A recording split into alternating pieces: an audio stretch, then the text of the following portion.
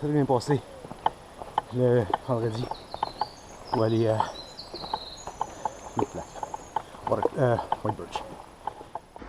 Je viens de finir le premier portage de Mink à Little Mink.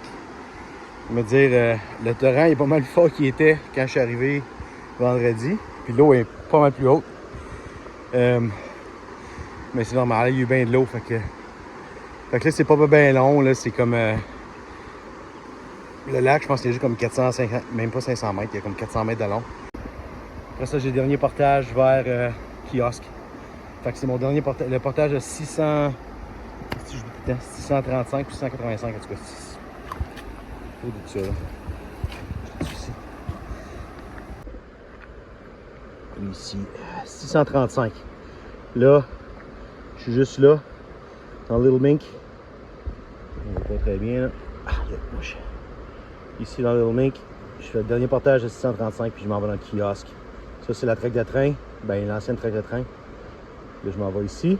C'est le chemin ici que je sors pour aller vers Mattawa, qui est bloqué à quelque part. On va voir. Là, c'est pas pire, il est encore de bonne heure. Il est comme 8h30, ça fait que même pas une heure, je suis parti. Je suis crotté, moi. Il fait chaud, puis il y a des mouches, mais c'est pas si pire. Il y a une petite brise au moins, là. Sur le lac, on va être bien. Je prends ma double pagaie, ça va un petit peu plus vite. C'est pour ça que je suis vite de même. Mais, ouais, c'est ça. On continue.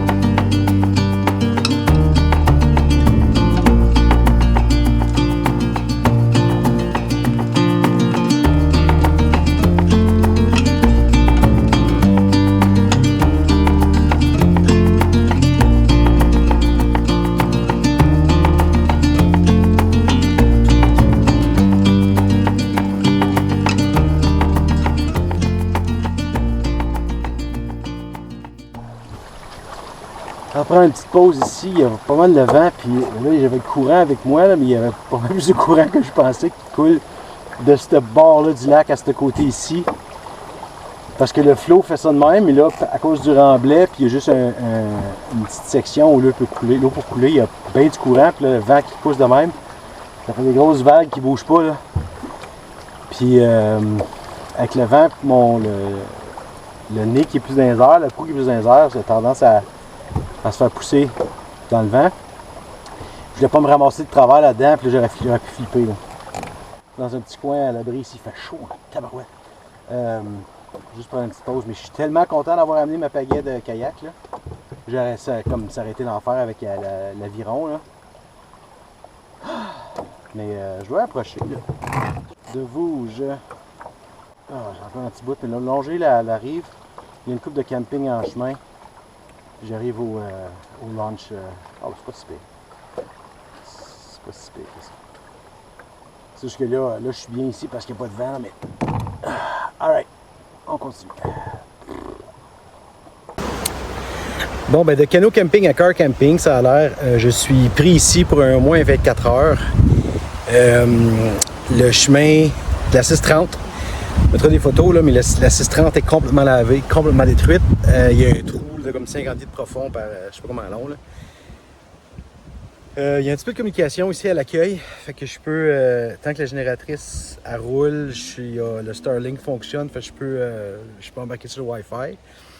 Là, il est juste 11h20, 11h25, fait que la communication va couper à partir de ce moment-là. Ben, à partir de 5h à peu près, quand elle dit qu'elle va éteindre la génératrice. Pour l'instant, ça roule, fait qu'il n'y a pas de trouble.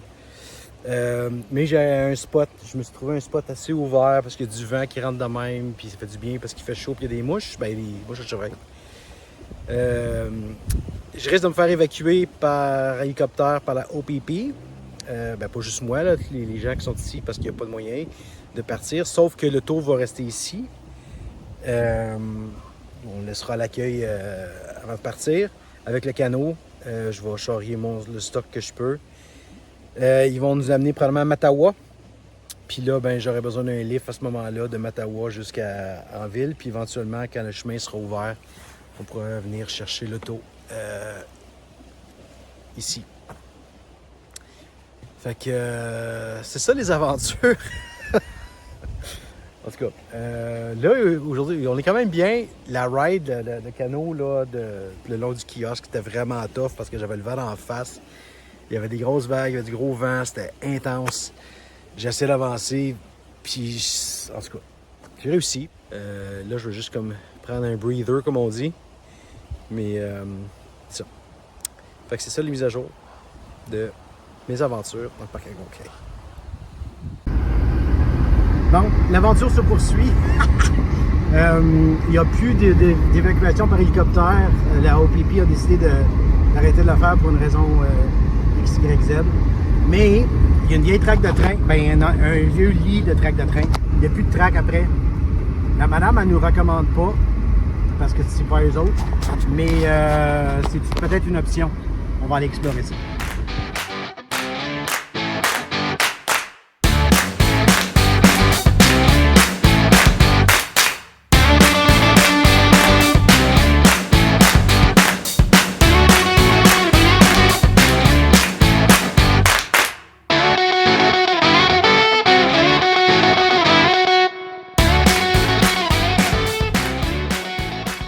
On a décidé d'emprunter un chemin qui nous a été déconseillé, mais suggéré que c'était une option.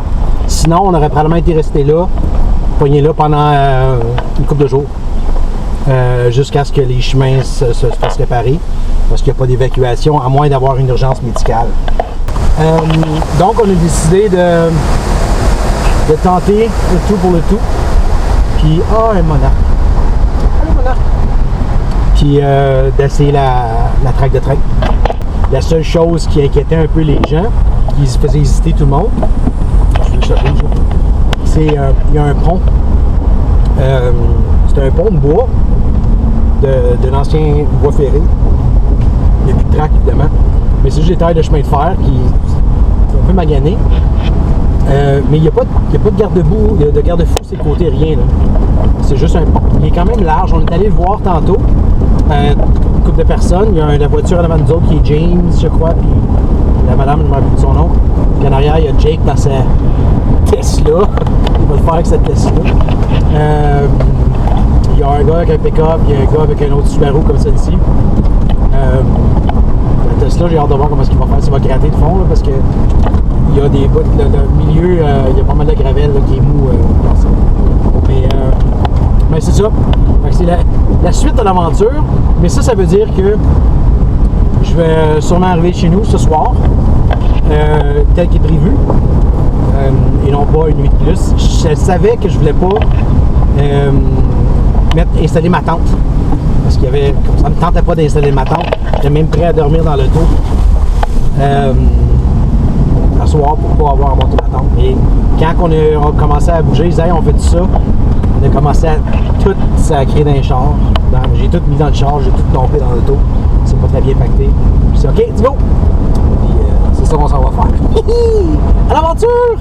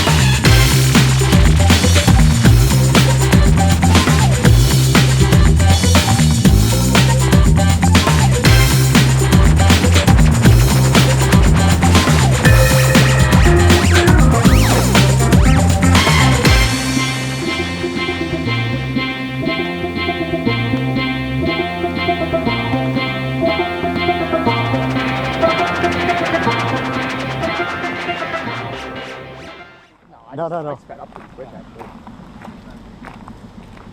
Oh, should I move? I think we're gonna have to No, move up. no, Yeah. we're good, we're good. There we go. Awesome. Just pull up right behind me, Kyle. Oh, sure.